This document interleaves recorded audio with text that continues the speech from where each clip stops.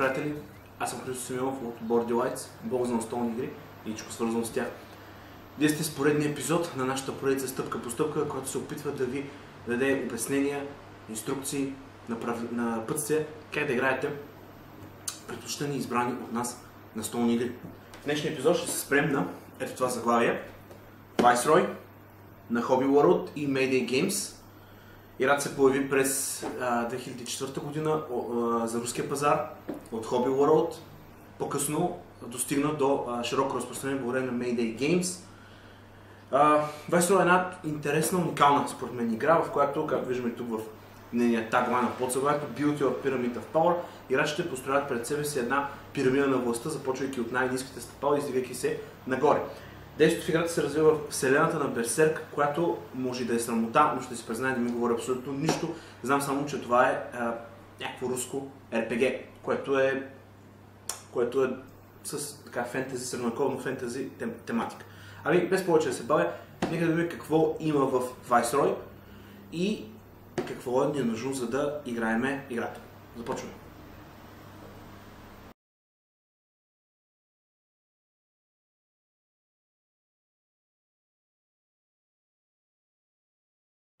Както виждате, приятели, с доста неща пристига в кутията Viceroy, много токени, карти, тук отгоре имаме още токени.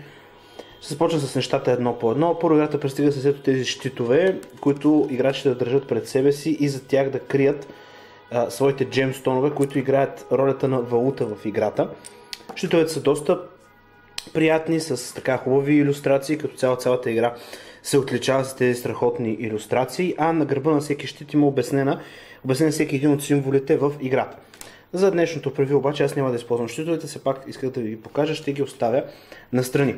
Освен щитовете, тук пред нас, както виждаме, това е може би нещо от рода на централното табло, където имаме наредението тези карти те винаги трябва да бъдат поставени в една и съща посока, както виждате отгоре има една стрелка, могат да бъдат поставени така, могат да бъдат поставени така, няма значение, но винаги стрелките трябва да бъдат в една и съща посока.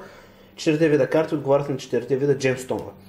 Сега за тези въпросни джемстонове, те идват в ето тези 4 цвята: жълто, зелено, червено и синьо, и те де факто представляват валутата в Viceroy. Всеки от играчите започва с определен брой такива джемстонове, които държи зад своя екран. Основната същност на играта са ето тези карти с червен гръб. Тези карти с червен гръб са така наречените роли, така наречените герои, персонажи, с които вие изграждате своята пирамида на властта. В Viceroy вие подреждате пред себе си пирамида на властта, трупайки пирамидата. Тя може да бъде на 5 нива, всяко ниво от пирамидата ви отключва нови и нови възможности. В това тесте има най-разнообразни персонажи. Тук, както виждаме, имаме скаут, ако ме трудно с една ръка, скаут, хелсман, стратегист и така нататък. След малко ще ви покажа малко повече от тях. Това тесте е точно от така нареченото голямо тесте, се съдържат точно 48 карти, които определят и продължителността на Viceroy. Viceroy се играе точно 12 рунда. От тези 48 карти са извадени няколко карти, които представляват малкия дек. Към него ще се върнем малко по-късно. Освен тях има едни друг вид специални карти, така наречените закони. Законите ви дават някакво специално умение или ви носят точки в края на играта, поставени в вашата пирамида.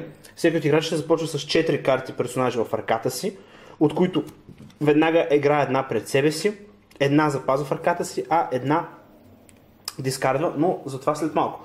Да погледнем тази огромна палитра от токени. Тук имаме така наречените Science и Magic токени. Интересното при тези токени е, че те са всъщност токен един и същ, той просто е двустранен. От едната страна имаме Science символа наука, от другата страна имаме символа магия. Символът наука ви дава повече карти тогава, когато пасувате, ще се върнем след малко към това, а символът магия може да ви донесе точки в края на играта. На същия принцип са символите атака и защита, отново на един и същи токен. Символите атака ви дават бонуси за взимането на определен вид карта или нанасят поражение на вашите врагове, вашите противници в края на играта, а символите защита ви позволяват да се отбранявате от символ атака. Тук на ето тази купчина, това са съвсем обикновено токени с лаурови венци. Мисля, че ви е ясно какво е това. Това са точки. Viceroy се играе в продължение на 12 рунда за точки, а тук имаме токени, които са свързани с определени точки. Например, това означава, че в края на играта всеки жълт ресурс, пълен жълт кръг, ви носи 2 точки. Това означава на края на играта, че всеки магически скрол, който имате върху вашите карти, магически скрол е ето това, ще ви донесе 3 точки и така нататък. Тези токени също намират приложение. Общо така изглежда сетъпът на Viceroy. Трябва да направим няколко важни неща. Първото от тях е, избирайки си една от моите карти, да я поставя в пирамидата и да започна нивото на пирамидата си с нея. С какви карти разполагам? Разполагам с Сентрито, с Друида, Брюлъра и Witch. Какво е характерното за картата в Viceroy? Ще се спра тук сега на него. Както виждате, в ъглите на тези карти има определени символи, които не трябва да ви плащат, не трябва да ви притесняват. Освен това, отстрани на картите има ето тези джемстонове и определена цена. В зависимост от реда, в пирамидата, в който поставяте вашата карта, толкова цена трябва да платите и такъв бонус ще получите. Ако поставя Сентрито на първия ред на пирамидата, така, на моята лична пирамида, ще трябва да платя един червен джемстон обратно в резерва и като награда ще получа еднократно 4 джемстона по мой избор. Ако успея да го поставя на четвъртия ред на пирамидата, обаче, ще трябва да платя един червен, 2 червени, един зелен, един жълт ресурс, джемстон и като награда обаче ще получа 12 точки, които изглеждат ето така. Общо това е основният принцип в Viceroy за поставяне на карти. Положителното сега е, че винаги първата ви поставена карта от тези 4 е безплатна. Аз избирам да започна своята пирамида по доста така приятен начин, поставяйки най-долу именно Сентрито. Поставям Сентрито най-долу на моя първи ред на пирамидата, не плащайки нищо за него и получавам 4 джема по мой избор. Джемовете взимате от резерв по мой избор. Аз ще си взема един зелен, един жълт, ще взема по един от всеки цвят. Трябва да кажа нещо за този резерв от джемове. Той е общ между всички играчи, неговото количество зависи от броя на играчите и тогава, когато даден ресурс се изчерпа, той просто се изчерпа, той не е наличен. От останалите карти запазвам една карта в ръката си. Това ще бъде Друида, който прибирам в ръката си, някъде тук, където ще кажем, ще бъде ръката ми, където трябва да бъде моят щит. А останалите 2 карти връщам в тестето. Ето така. Също нещо предприема и други играч, който обичайно, както знаете, винаги обичам да наричам Митето. С какво разполага той тук? С Warlock, с First Mate, с Staplejack и с Flag Bearer. Мисля, че той ще започне по следният начин. Ще постави именно този Flag Bearer тук, на първо ниво на своята пирамида. Flag Bearer му дава следните неща. Първо той му дава 2 точки, токен с 2 точки, така че вече Митото има 2 точки напред. Поставим го така върху Flag Bearer и му дава 2 джема по избор. Той ще вземе син и червен джем и ще ги добавя в своя щит. От останалите карти, картата, на която той ще се спре, ще бъде Staplejack. Ще преведа обратно краката си, а останалите 2 карти връщаме в основният дек от карти. Как продължава тук нататък сетъпа? Всеки постави своята първа карта в пирамидата. След това продължава последния начин. Играчите обръщат се първите 4 карти, които се поставят ето така. Имаме Fencer, Chieftain, Brigand и Infiltrator. И всеки един от играчите получава по 3 карти закони. 2, 3. Тези карти закони се играят по абсолютно същия начин, по който се играят останалите карти герои, като застават на определено място в пирамидата, но не ви изискват никаква цена, за да ги поставите там. Така изглежда сетъпът на Viceroy. Сега може да преминем към първи, да ви покажа няколко бързи хода в играта. Връщаме се обратно към Viceroy с първия ход в играта. Всеки ход в Viceroy протича през 2 фази. Първата фаза е Auction фаза, втората фаза е Development фаза. В Auction фазата играчите наддават с тайно в ръката си, с джемстонове за една от 4 карти горе. Как става това? Всеки един от играчите взема в ръката си от купчената си джемстонове, взема в ръката си един джемстон, скрива го в ръката си, други играч прави същото със своите джемстонове и едновременно те разкриват какво са заложили. Като вариантите за развитие на нещата тук са няколко на брой. Първи вариант, един играч, да кажем, е заложил зелен джемстон, други играч, да кажем, е заложил червен. В тази ситуация, аз, който съм заложил зелен, ще взема тази карта, чифтана, и ще я прибавя в ръката си, а митето, който е заложил червения джемстон, ще вземе фенсъра и ще го прибави в ръката си. Това е първата най-така безобиден вариант на залога, като тези два използвани от нас джемстона отиват в резерва. Втори вариант е, ако аз съм заложил зелено и в същото време митото също е заложено зелено. Двамата сме заложили на една и съща карта. Тогава никой от нас не взима картата. Тези два джема изгарят в резерва и ние правиме втори кръг на залагане. Ако на втори кръг на залагане отново заложим също, да кажем аз заложа жълто и мито заложи жълто, отново ще си губим тези джемстонове обратно в резерва и отново няма да вземем тази карта. Това нещо продължава до 3 рунда и ако на края на третия рунд има някой от нас, който не е взел карта, тогава той автоматично като компенсация взима 3 джемстона от резерва по свой избор. Като изборът му, така да се каже, може да се увеличи за всеки Science токен, който той има поставен върху някои от своите карти. Това е ролята на тези Science токени.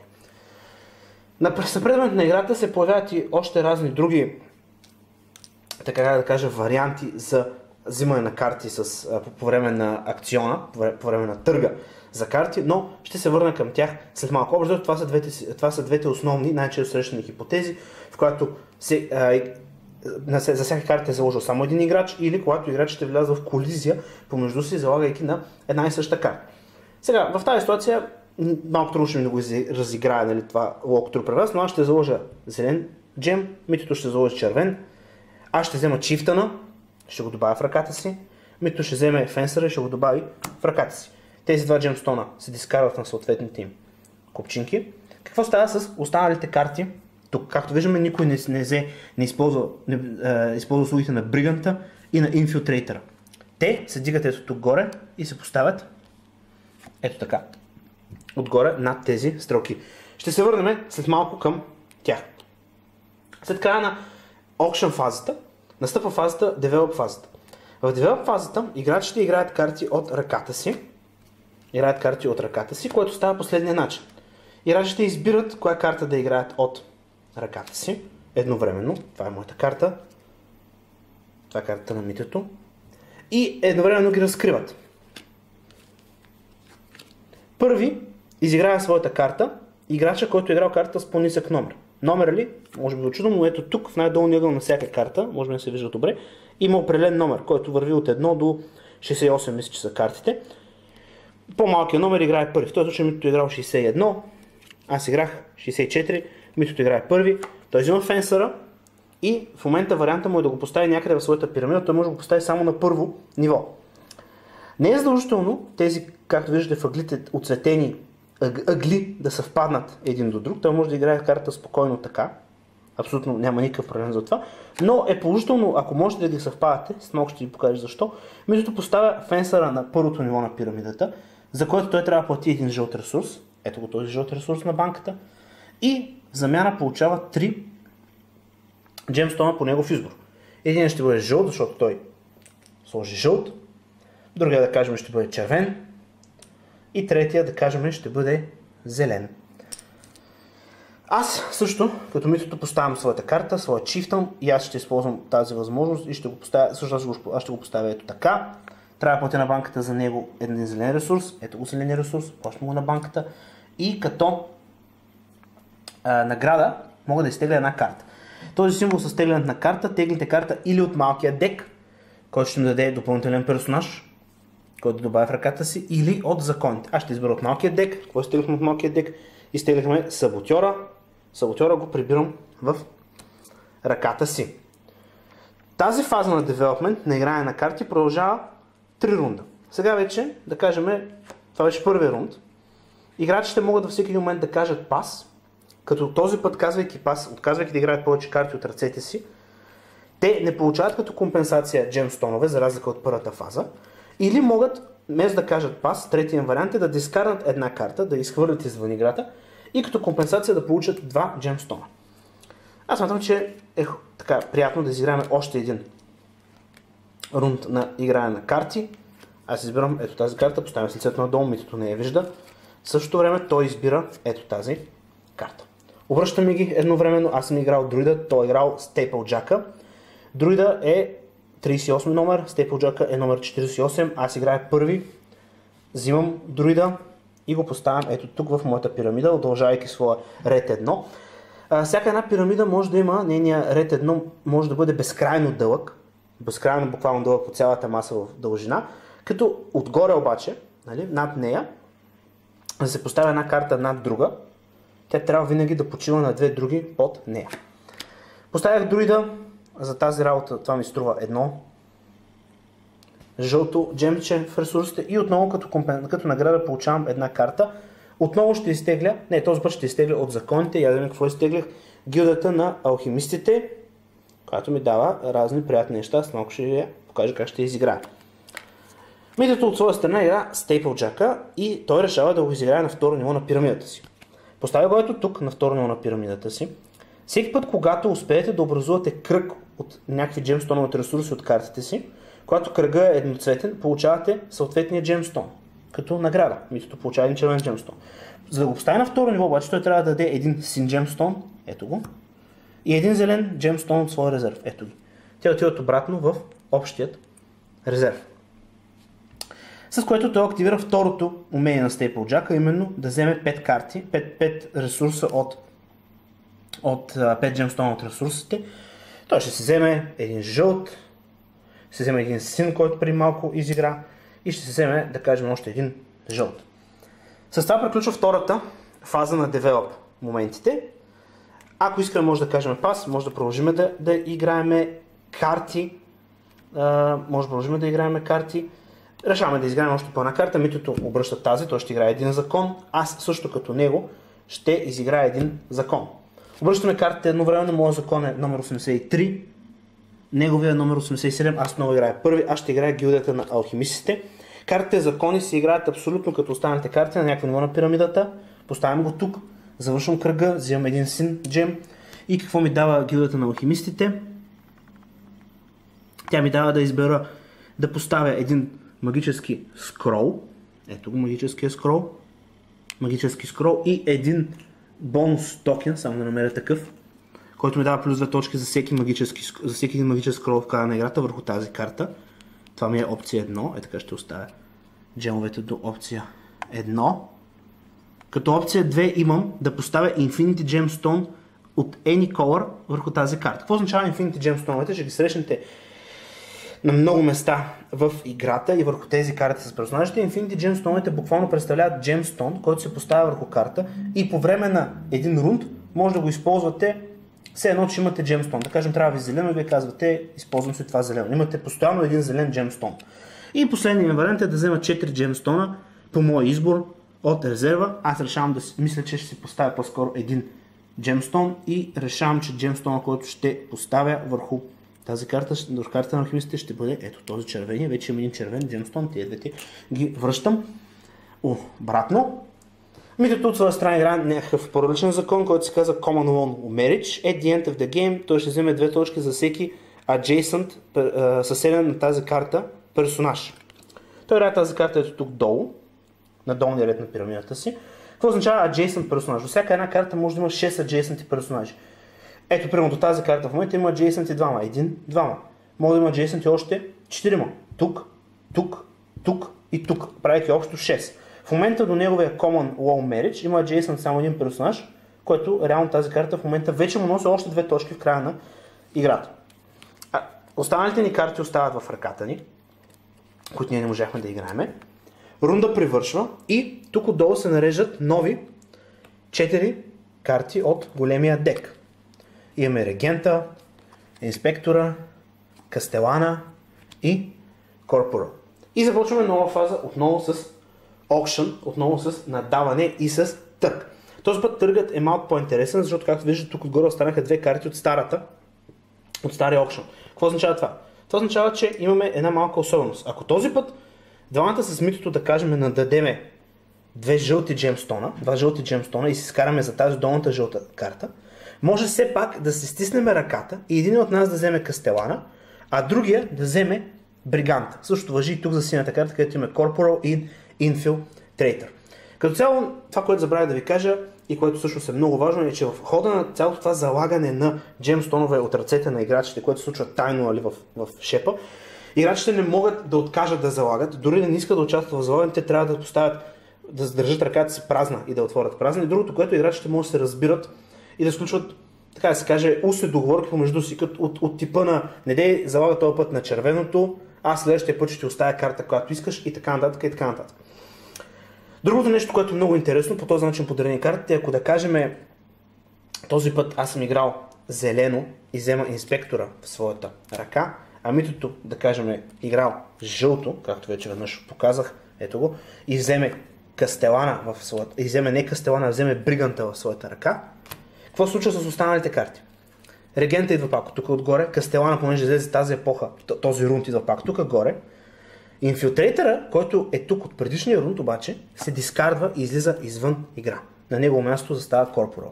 Какво означава това? Това означава, че всяка една от тези карти ще имате възможност да вземете два рунда. В рунда, в който тя се обърне и в следващия, когато се премества горе. След което играчите ще продължават да играят карти от ръката си. Играта свършва тогава, когато това голямо тесте с 48 карти персонажи се изчерпа. Пред вас се подреждат определени пирамиди, които ви носят най-различни точки. Накрая играта пристига с ето е този score sheet, в който точки се отбелязват за най-различни неща. Буквално една богата point salad се получава накрая, като вие получавате точки за ето тези единично оцветени кръгове във вашата пирамида, които могат да бъдат умножени и да кажем по 2, по 4, ето например, ако имам някъде такъв токен, това означава, че всеки син кръг в пирамидата ми ще даде плюс 4. За всеки един Infinity Gemstone вие получавате точки, както аз имам Infinity Gemstone. Получавате точки за всеки един от ето тези токени, които са поставени в вашите карти. Ето митото има такъв токен тук, който вече е 2 точки. Получавате точки за всички закони, които имате в пирамидата си, както закона на митото, който му дава 2 точки за всеки съседни персонажи на този закон.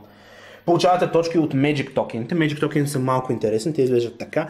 Magic токените сами по себе си поставени върху картите не ви носят абсолютно никакви точки, както сега ви показах.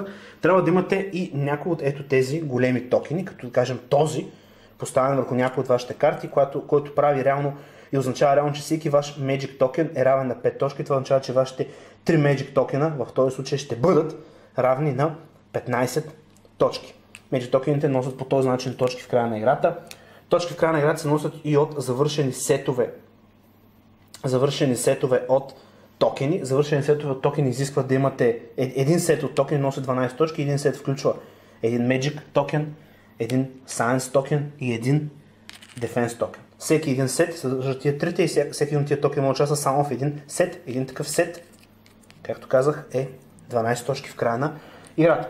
Интересно са също така и атак токените и Defense токените, за които ви обещах да ви говоря малко по-рано. Атак токените през цялото време, когато вземете такъв токен, те идват отново от някои от тези карти, които ви дават атак токени. Някоя така карта, която ви дава ток токен, чакайте само секунда да покажа. Да се опитам да намеря такава карта, която дава атак токен. Хайде, къде си атак токен? Добре, няма да повече да се мъча. Те карти ви дават атак токен. Атак токените държате винаги зад вашия щит, тайно от останалите играчи. Във всеки един момент, когато има надаване тук за карти, вие винаги може тайничко в юмрука си да не вземете Gemstone, а да вземете един атак токен. Обръщайки атак токен, вие може да вземете която искате карта. Атак токените в края на играта, вие като играч, накрая когато сумирате цялата си сума точки, губите по 4 точки за всеки атак токен на вашите противници, който не успеете да блокирате защита. Това означава, че ако трябва да следите внимателно дали вашите противници имат атак токени, защото в края на играта да кажем 2 атак токена за щита на митето ще ме лишат от 8 точки, освен ако аз нямам 2 щита, с които да ги блокирам. Общо това е Viceroy. Сега ще премина към финалните си думи. Това беше, приятели, нашия бърз опит да ви обясним правилата на Viceroy. Една игра, която не е много трудна и надявам се да ви е допаднала. Аз лично съм доста голям почитател на Viceroy. Играта си е доста евро. въпреки готиния арт и готините илюстрации на картите, които надявам се да направи впечатление в видеото, играта си е много евро, има много евро усещане и всъщност е доста тинки игра, което понякога дори може да натовари някой играч, именно това мислене, какъв точно джем да вземеш, кой ще бъде най-подходящия джем, който да вземеш, тогава, когато вземаш награди, по какъв най-подходящ начин да изиграеш картите, подреждайки своята пирамида на властта. Темата е някъде тук. Темата, както казах, е от руска RPG фентези сага, която е абсолютно непозната за мен. Мисля, че става дума за игра с карти, нещо от типа на Magic the Gathering, но темата е някъде тук. Някои играчи успяват да открият повече, други по-малко. Аз лично съм окей с тази тема. Механиките на играта са много готини. Аз лично съм доста голям почитател на игрите с тайни аукциони, защото те са доста предизвикателни, позволяват възможности за блъф, за интересна интерактивност между играчите. Тук интерактивността между играчите пристига и под формата на тези атак токени, съответно дефенс токени, за които говорих в края на видеото с правилата. Интересни са и законите, може би не обърна голямо внимание на тях, но тук има най-различни неща, които ви дават точки на края на играта или променят някакво правило на играта за вас. Персонажите са много на брой, тестето е много голямо, играта е доста добра. За вдъхновението си в играта, това, което ми направи впечатление още първи път, когато се запознах с нея, авторът Юрий Журавлев в правилата на играта е посочил специални благодарности към Том Лемън и неговата велика безсмъртна класика Race for the Galaxy. Дали играта прилича на Race for the Galaxy? Не прилича. Дали има някакви заемки или от нея, не бих казал напълно, макар че картите имат интересна игра с карти, картите имат няколко предназначения, всяка една от картите поставена на различно ниво в пирамидата ви дава различен бонус. Може би това е идеята на Юри, да изпрати специално благодарност към Том Лемън. Безспорно много вдъхновение може би от Том Лемън, защото Race for the Galaxy е една от най-популярните обичани игри с карти. Но толкова за Viceroy. Надявам се, че сме ви били полезни. Горещо препоръчвам да изпробвате играта. Играе се бързо, играе се леко, правилата са доста лесни. Почти няма текст по картите, единствено само на законите има текст, който е доста елементарен, дори би казал, че се повтаря на моменти, което прави доста достъпна. Арта на картите е много красив, компонентите са хубави, висококачествени токени. Като цяло играта е страхотна, цената е доста добра и горещо я препоръчвам. Тя съвсем спокойно намира място в моята колекция. Това беше от нас, спореден епизод на Стъпка по стъпка, този път посветен на Viceroy, на Hobby World и Mayday Games. Надявам се да сме били полезни, надявам се да ви е било интересно. До нови срещи, приятели. Аз бях Христо Смил, вие бяхте с Bordy Lights и не забравяйте, нека играем заедно.